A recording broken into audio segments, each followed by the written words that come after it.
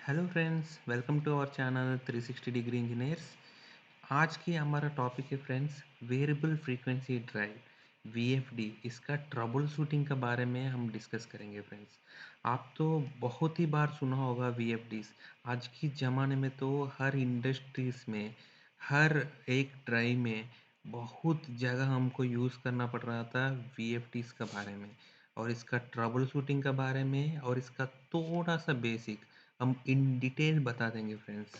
चलो फ्रेंड्स, शुरू करेंगे हमारा वीडियो। बेसिकली वीएफडी होता क्या है फ्रेंड्स, आप समझ लीजिए वीएफडी को एक ब्लैक बॉक्स जैसा। ठीक है फ्रेंड्स, वीएफडी को एक ब्लैक बॉक्स जैसे समझ लीजिए। आपको बाहर से आपको वीएफडीज को यही टर्मिनल आपको एक्सेसिबल है फ्रेंड्स। ये क्या, हमारा थ्री फेज इनपुट सप्लाई, मतलब तीन टर्मिनल से यू वी डब्ल्यू जो इनपुट सप्लाई है वो आपको एक्सेसिबल है। और जिसका वीएफडी का आउटपुट टर्मिनल से तीन रहते हैं वो हमारा मोटर लोड के लिए। सो थ्री टर्मिनल्स हमारा इनपुट के लिए और थ्री टर्मिनल्स हमारा मोटर के लिए। और ये वीएफडी के अंदर एक रेक्टिफायर रहता है फ्रेंड्स। इसके बाद डीसी बस वोल्टेज रहते हैं, कैपेसिटर बहुत बल्कि कैपेसिटर से। इसके बाद इन्वर्टर रहते हैं फ्रेंड्स। सो इसका साथ एक और दो टर्मिनल है, जो डीसी बस का जो दोनों टर्मिनल है वो भी बाहर एक्सेसिबल देते हैं फ्रेंड्स। वो किसके लिए मैं आपको आगे अगले अगले बता देंगे फ्रेंड्स। सो सो वीएफडीज में हमको 8 पावर टर्मिनल जो दिखने दिखने में मिलते हैं। तीन हमारा three phase input supply terminal से, सोर्स टर्मिनल से है, और तीन हमारा मोटर का लोड टर्मिनल है, और दो हमारा डीसी बस वोल्टेज है फ्रेंड्स। फ्रेंड्स, हमने पहले भी देखा होगा फ्रेंड्स यूपीएस के बारे में पहले। एक्चुअली फ्रेंड्स, जो यूपीएस और वीएफडी का जो हार्डवेयर बराबर सेम होते हैं फ्रेंड्स। इसीलिए आप देखा होगा फ्रेंड्स, हर एक यूपीएस का मैन्युफैक्चरर वीएफडी को भी मैन्युफैक्चर करते हैं मोस्टली, क्योंकि इसका हार्डवेयर है लगभग सेम ही है फ्रेंड्स। एक ही डिफरेंस आते हैं फ्रेंड्स वीएफडी और यूपीएस में, इसका फर्मवेयर चेंज हो जाता है फ्रेंड्स। इसका जो कंट्रोल है और इसका जो प्रोग्राम है कैसे कंट्रोल करना है, वो ही एक अंतर है यूएफडी और वीपीएस के बारे में। अदरवाइज हार्डवेयर का पॉइंट ऑफ व्यू में वीएफडी और यूपीएस दोनों सेम है फ्रेंड्स। सो अभी हमको पता चला फ्रेंड्स, हमारा वीएफडी को एक ब्लैक बॉक्स समझ लेंगे तो हमको 8 पावर टर्मिनल एक्सेसिबल है। तीन सप्लाई का, तीन मोटर लोड का, और दो है हमारा डीसी बस का। इसके साथ हमको और कंट्रोल टर्मिनल से फ्रेंड्स, जो वीएफडी को हमको कंट्रोल करने के लिए, वो है हमारा चार प्रकार का इनपुट से फ्रेंड्स। चार प्रकार का इसका कंट्रोल टर्मिनल्स रहते हैं फ्रेंड्स। पहली कैटेगरी है इसका इनपुट से। दो मतलब दो तरह का हमारा इनपुट्स होते हैं। एक हमारा डिजिटल इनपुट से फ्रेंड वीएफडी में। डिजिटल मीन्स जीरो और वन। डिजिटल मीन्स हमेशा फ्रेंड्स दो ही स्टेट हो सकते हैं, जैसा ऑन करना है इसका वीएफडी को या ऑन नहीं करना है, मतलब दो ही स्टेटस है, इसका तीसरा स्टेटस ही नहीं रहते हैं। जैसे वीएफडी ऑफ करना है या ऑफ नहीं करना है, ऐसे फ्रेंड्स। इसीलिए इसको डिजिटल इनपुट बोलते हैं, क्योंकि इसका स्टेटस दो ही हो सकते हैं, इसका तीसरा स्टेट हो ही नहीं सकते।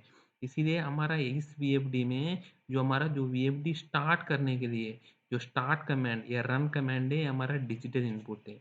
और हमारा जो एनालॉग इनपुट है, जो स्पीड रेफरेंस है, इस वीएफडी को कितना स्पीड पे मोटर को चलाना है, जो मोटर का स्पीड रेफरेंस है, ये हमारा एनालॉग इनपुट है।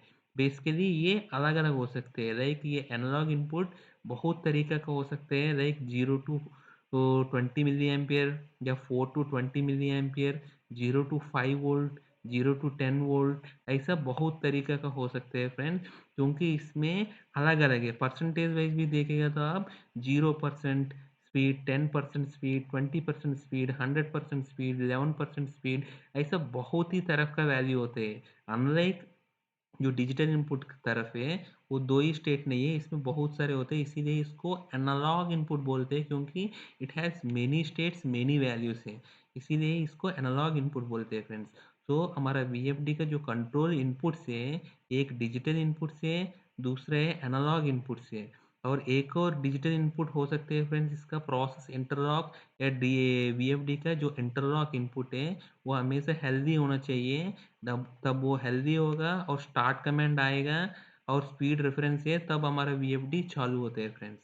ओके फ्रेंड्स, अभी हमारा आउटपुट टर्मिनल से फ्रेंड्स, जो हमारा आउटपुट से लाइक ये आउटपुट्स भी दो तरह का आउटपुट है फ्रेंड्स, जो डिजिटल आउटपुट से जैसे वीएफडी चल रहा है तो वीएफडी चल रहा है इसका फीडबैक है किसी में एलसीएस में हो सकते हैं मोटर का पास, या सबस्टेशन में हो सकते हैं या वीएफडी का पास हो सकते हैं, या इसका जो डीसीएस है जहाँ इसका पैनल का ऑपरेटर बैठते हैं वहाँ इसका इंडिकेशन देखने के लिए यूज़ कर सकते हैं। ऐसे ही हमारा फॉल्ट कॉन्टैक्ट अगर वीएफडी फॉल्ट पे पड़ा तब ये फॉल्ट पे पड़ा है दिखाने के लिए एलसीएस डीसीएस या वीएफडी का पास उसका हो सकते हैं फ्रेंड्स। और ये हमारा डिजिटल आउटपुट से। ऐसे ही हमारा एनालॉग आउटपुट से फ्रेंड्स, ये वीएफडी कितना स्पीड पे अभी प्रेजेंट चल रहा था एक्चुअल स्पीड सिग्नल है, या इसका वीएफडी का जो आउटपुट मोटर करंट है वो कितना है, या इसका टॉर्क कितना है, ऐसे बहुत तरीके का एनालॉग आउटपुट्स हो सकते हैं फ्रेंड्स। एनालॉग आउटपुट्स भी एनालॉग इनपुट की तरफ है। ये 0 to 20 मिली एम्पियर हो सकते हैं, या 4 to 20 मिली एम्पियर हो सकते हैं, 0 to 5 हो सकते हैं, या 0 to 10 वोल्ट्स हो सकते हैं, या -10 to +10 हो सकते हैं। ऐसे बहुत तरीके के एनालॉग आउटपुट्स होते हैं फ्रेंड्स जैसे एनालॉग इनपुट्स की तरफ। तो हमको यही पता चला इस वीएफडी में हमको तीन मतलब टोटल 8 पावर टर्मिनल से और बाकी सारे कंट्रोल टर्मिनल से, और ये कंट्रोल टर्मिनल्स में भी दो अलग तरफ का इनपुट से दो अलग तरफ का आउटपुट से, digital inputs digital outputs analog inputs और एनालॉग आउटपुट्स फ्रेंड्स।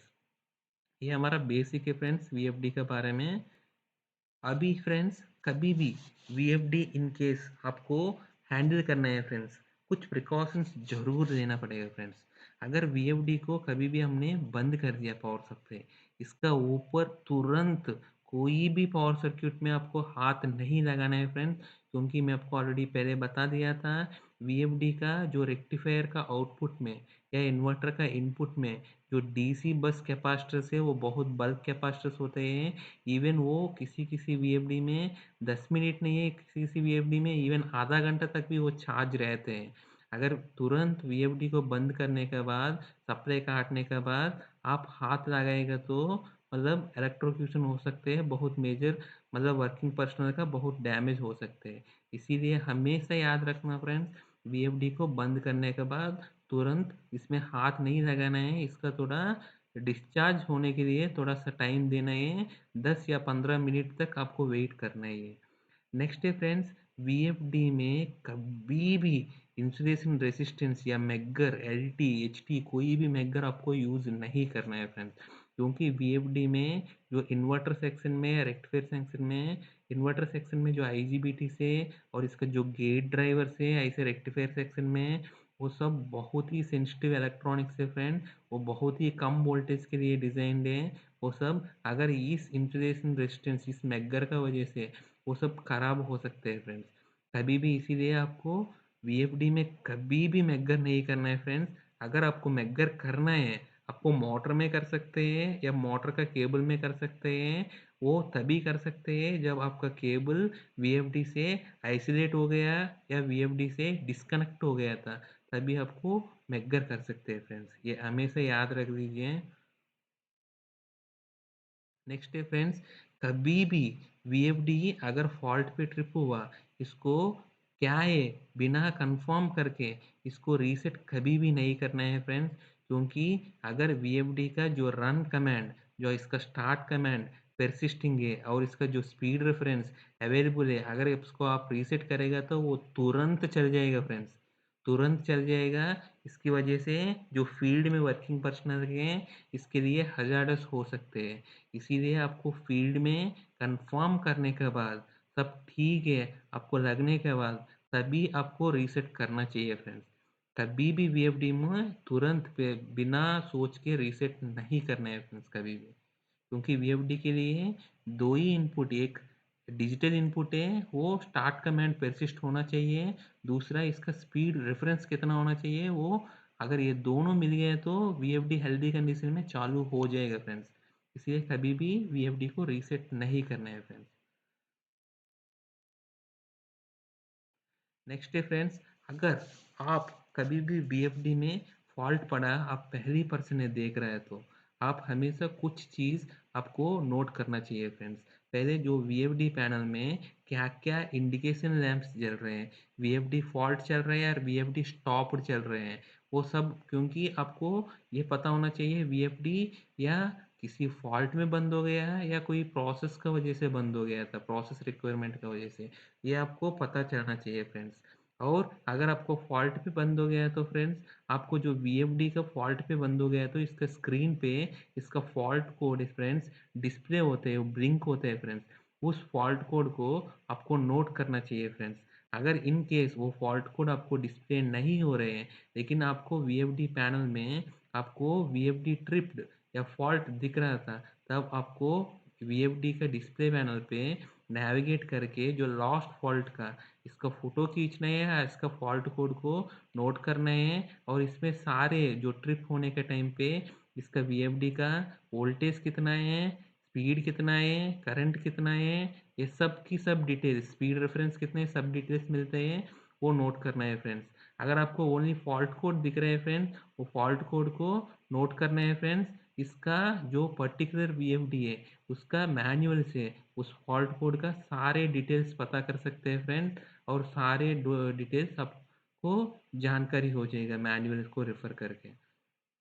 अगर आप वीएफडी में कोई फॉल्ट आया आपको डायग्नोस करना है फ्रेंड्स, आप हमेशा एक मेंटेनेंस इंजीनियर की तरफ से आप सोच लीजिए, इसको डिवाइड करके वीएफडी को सिंगल पीस मत समझ लीजिए, इसको डिवाइड करके एक एक हेल्दीनेस देख के तब आपको एक कंक्लूड करना है फ्रेंड्स।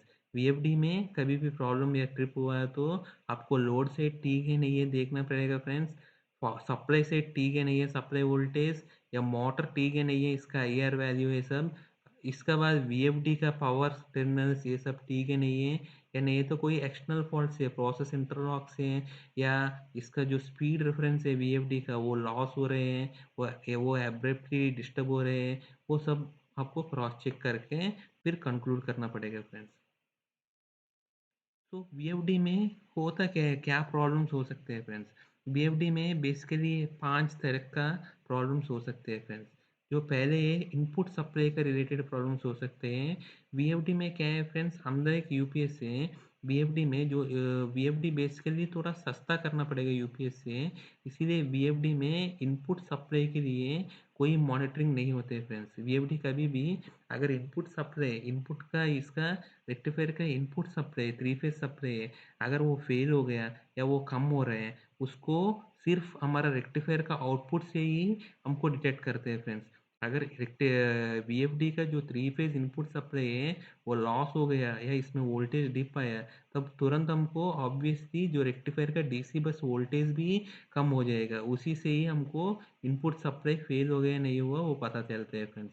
तो हमेशा इनपुट सप्लाई वो हमारा डीसी अंडर वोल्टेज से रिफ्लेक्ट होते हैं फ्रेंड्स। सो ऐसे इसका फॉल्ट कोड है फ्रेंड्स। ऐसे कभी भी डीसी अंडर वोल्टेज आया तो हमको थ्री फेज का इनपुट सप्लाई देखना पड़ेगा फ्रेंड्स। और इसका प्रोटेक्शन मतलब जो इसका इनपुट का जो एमसीसीबी है या एमसीबी है या इसका एयर सर्किट ब्रेकर है या इसका कॉन्टैक्टर मॉड्यूल है या इसका वायरिंग है वो सब देखना पड़ेगा। और इनपुट सप्लाई हेल्दी है नहीं है देखना पड़ेगा फ्रेंड्स। कभी भी वीएफडी में डीसी अंडर वोल्टेज आया मतलब इसका इनपुट सप्लाई हेल्दी नहीं है, या नहीं है तो इसका रेक्टिफायर का पावर सर्क्यूट में या कंट्रोल सर्क्यूट में प्रॉब्लम हो सकते हैं फ्रेंड्स। नेक्स्ट हमारा लोड रिलेटेड फ्रेंड्स, अगर मोटर मोटर में ही प्रॉब्लम है, कोई मोटर अगर स्टॉल है, मोटर अगर जाम है, या मोटर ओवरलोड पे ट्रिप हो रहे हैं, या इसका मोटर का जो पंप साइड है, पंप साइड का इसका प्रोडक्ट का डेंसिटी ज़्यादा है, इसकी वजह से ये हर बार ओवरलोड में ट्रिप हो रहे हैं या जाम में ट्रिप हो रहे हैं, तब भी हो सकते हैं फ्रेंड्स। ये सब लोड का रिलेटेड है, लोड का वजह से प्रॉब्लम है फ्रेंड्स। नेक्स्ट है एक्सटर्नल फॉल्ट है फ्रेंड्स, लाइक हमारा इमरजेंसी स्टॉप कंटिन्यूसली आ रहे हैं हमारा डीसीएस से या पीएलसी से, या नहीं है तो ये स्पीड रेफरेंस है जो हमको डीसीएस से आते हैं या इसका ऑपरेटर पैनल से आते हैं। अगर वो लॉस हो रहे हैं बीच-बीच में या कंप्लीटली लॉस हो रहे हैं या नहीं है तो इसका कहीं पे भी इसका कंट्रोल गलत सेलेक्ट कर दिया था। एक्चुअली डीसीएस या लोकल पैनल से सेलेक्ट कर दिया, लेकिन हमको डीसीएस से स्पीड रेफरेंस दे रहा था, तब ये वीएफडी तो चालू हो ही नहीं सकते क्योंकि लोकल पे सेलेक्टेड है। अगर वो वीएफडी का जो कंट्रोल सिलेक्शन गलत लगाया था, तब भी ये प्रॉब्लम हो सकते हैं। या नहीं है तो इसका वीएफडी का कूलिंग सही नहीं है, इसका फैन सही नहीं चल रहा था, तब भी वो एक्सटर्नल प्रॉब्लम्स हो सकते हैं फ्रेंड्स। नेक्स्ट है हमारा मोटर और केबल का रिलेटेड है फ्रेंड्स। जो अगर मोटर का केबल में कोई एक फेस चला गया है या इसका इंसुलेशन रेजिस्टेंस कम है या इसका मोटर में या केबल का इसका मैगर वैल्यू कम है, तब हमको अर्थ फॉल्ट लीड कर सकते हैं। ये सब प्रॉब्लम्स मोटर या केबल में हो सकते हैं फ्रेंड्स। इसकी वजह से इन्वर्टर ओवरलोड पे ट्रिप हो सकते हैं या अर्थ फॉल्ट पे ट्रिप हो सकते हैं, या इसका मोटर का कोई टेम्परेचर रिलेटेड है, थर्मोस्टेट और आरटीडी का प्रोटेक्शन है तो उस पे ट्रिप हो सकते हैं, या नहीं है तो ओवर करंट या थर्मल ओवर करंट पे ट्रिप हो सकते हैं फ्रेंड्स। नेक्स्ट हमारा वीएफडी का कंट्रोल जो इंटरनल है, जो कम्युनिकेशन लिंक्स है, जो वीएफडी में जो बहुत सारे रिबन केबल्स होते हैं, वो सब अगर उसमें किसी में कम्युनिकेशन मिस हो गया या कोई लूज हो गया पीपीसीसी लिंक, तब ये प्रॉब्लम्स आ सकते हैं फ्रेंड्स। इसमें सारे एक बार सारे के सारे रिबन केबल्स का टाइटनेस देखने हैं, और इसका कोई भी पावर सर्किट में भी प्रॉब्लम अगर है तो, या कंट्रोल कार्ड में कोई प्रॉब्लम है तो वो देखना पड़ेगा फ्रेंड्स वीएफडी का। ये बेसिकली वीएफडी का प्रॉब्लम है फ्रेंड्स। अभी हम देख लेंगे वीएफडी का बेसिकली वीएफडी को कैसे चेक करना है फ्रेंड्स, पावर कंपोनेंट्स को मैं आपको ऑलरेडी बता दिया था फ्रेंड्स। वीएफडी जैसा आप समझ लीजिए ये एक ब्लैक बॉक्स है, इसका 8 टर्मिनल हमको एक्सेसिबल है फ्रेंड्स। जो 3 टर्मिनल से हमारा सप्लाई के टर्मिनल से आर वाई बी, और 3 हमारा मोटर का लोड टर्मिनल से, और 2 हमारा डीसी बस का टर्मिनल से फ्रेंड्स। सो ये हमारा वीएफडी का जो बेसिक ब्लॉक डायग्राम है फ्रेंड्स। जो हमारा 3 फेज सप्लाई आ रहे हैं, एक रेक्टिफायर है। ये रेक्टिफायर मोस्टली वीएफडीज में फ्रेंड्स अनकंट्रोल्ड रेक्टिफायर रहते हैं friends, simple diode bridge rectifier है, इसीलिए इसका कुछ भी डीसी बस का कंट्रोल रहता ही नहीं है फ्रेंड्स। ओनली इन्वर्टर का कंट्रोल है पूरा की पूरा। ये इन्वर्टर ही कंट्रोल करते हैं पीडब्ल्यू मोटर को, और सिंपली बीएफडी में जो DC bus voltage input supply voltage का साथ फिक्स रहते हैं मोस्टली।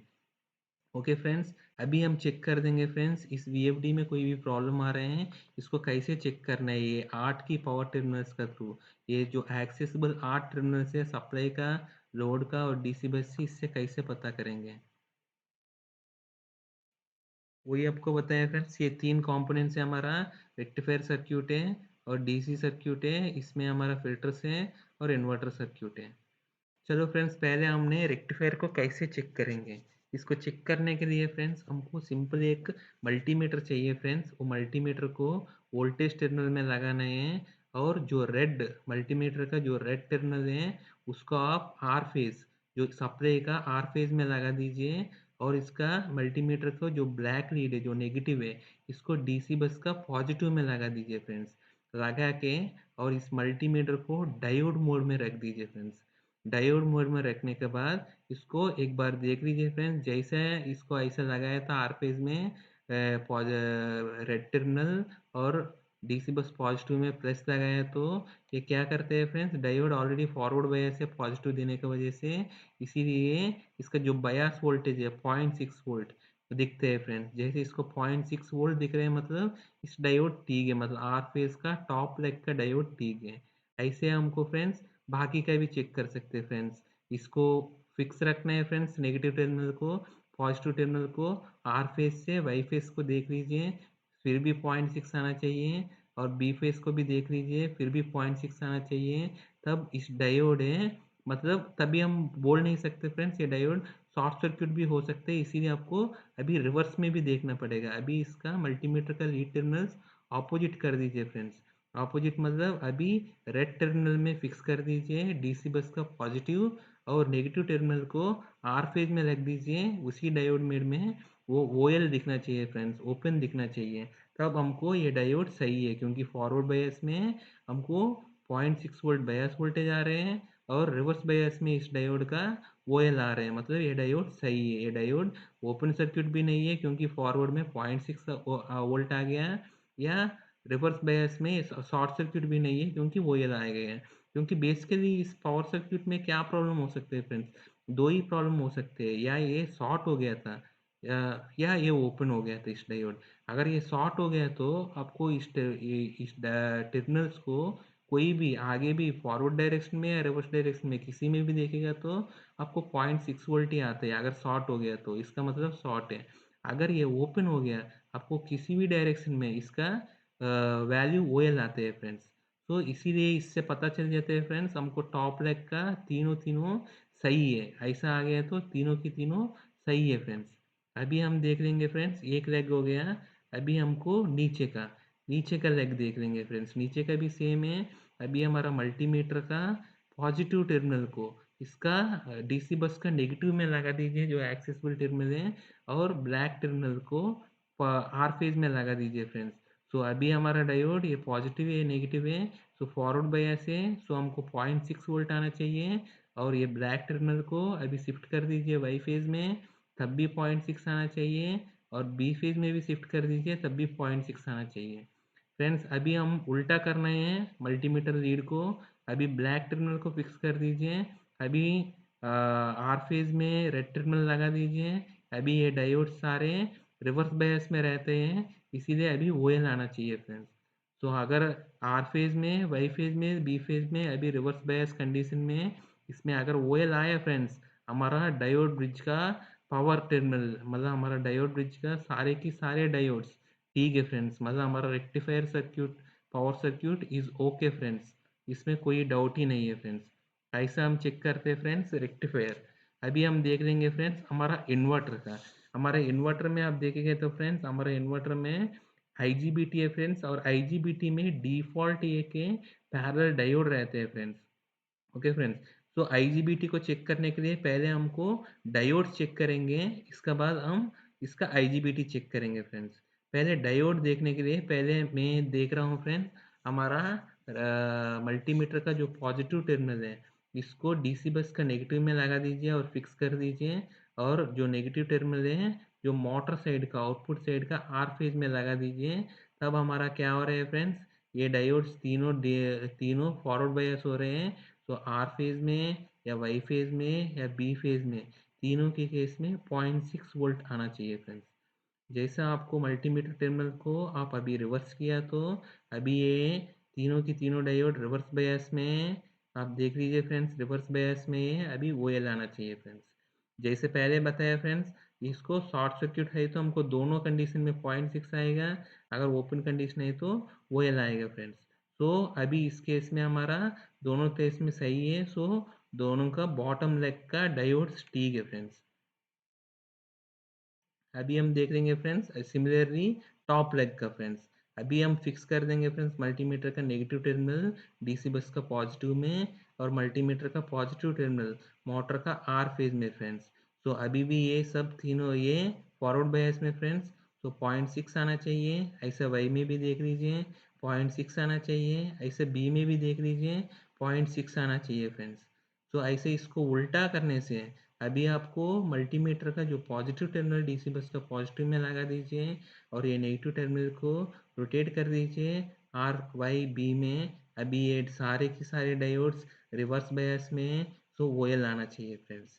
तब ऐसा आया तो फ्रेंड्स हमारा इन्वर्टर का पूरा लेग का सारे डायोड्स सही है फ्रेंड्स। तो इन्वर्टर का डायोड सही है फ्रेंड्स। अभी आपको मोस्टली इन्वर्टर में जो डायोड का ये प्रॉब्लम हो सकते हैं फ्रेंड्स, अगर ये सही है तो 99% मतलब ये इन्वर्टर भी सही है फ्रेंड्स। अगर आपको इन्वर्टर का IGBT में आपको डाउट लग रहा है फिजिकली, या कोई आपको ब्लैक स्मोक दिख रहा था, कहीं पे काला काला दिख रहा था, तब आप क्या कर सकते हैं फ्रेंड्स, इन्वर्टर का IGBT को ये चेक करने का एक तरीका फ्रेंड्स, ये इन्वर्टर का IGBT को पहले निकाल दीजिए फ्रेंड्स सर्क्यूट से, इसको डिस्कनेक्ट कर दीजिए। इसका बाद है इन्वर्टर को, IGBT को क्या करते हैं फ्रेंड्स हमको पता है ऑलरेडी।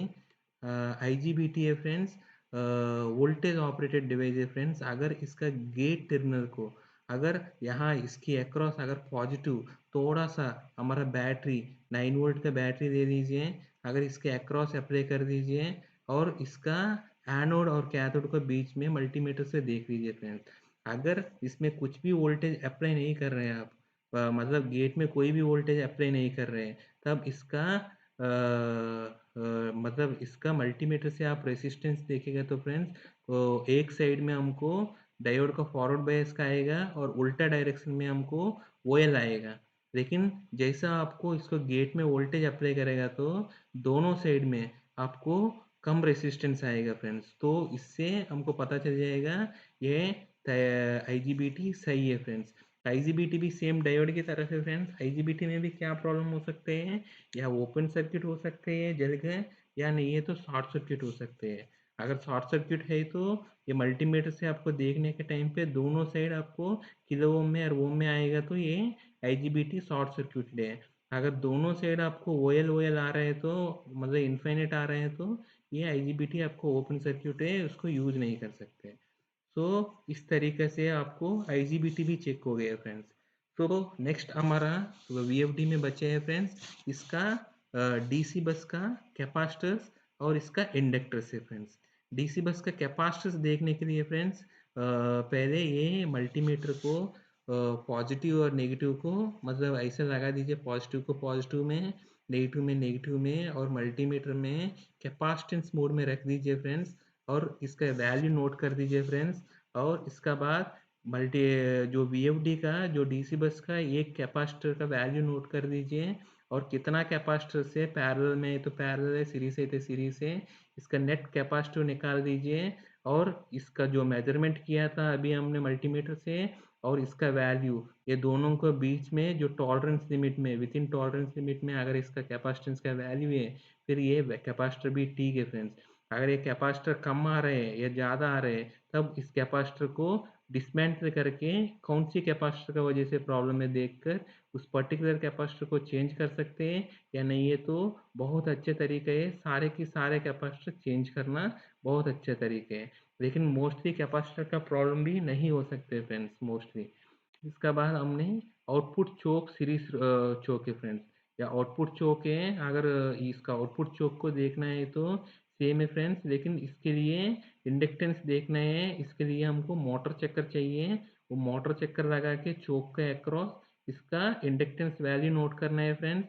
और वो चोक का ऊपर जो इंडक्टेंस कितना लिखा था उसका टॉलरेंस लिमिट में जो हमारा मेजरमेंट वैल्यू आ रहा है नहीं आ रहा है देखना फ्रेंड्स। अगर वो नहीं आ रहा है तो तब हमको चोक का ऊपर डाउट कर सकते हैं और वो चोक को चेंज करना है। जनरली चोक का भी लाइफ बहुत ज़्यादा रहते हैं, लेकिन इसीलिए चोक का भी प्रॉब्लम नहीं हो सकते फ्रेंड्स। नेक्स्ट हमारा इसका बाद है फ्रेंड्स, अगर सारे ठीक है फ्रेंड्स, हमारा सारे पावर सर्किट ठीक है तो नेक्स्ट हमारा आएंगे फ्रेंड्स इसमें।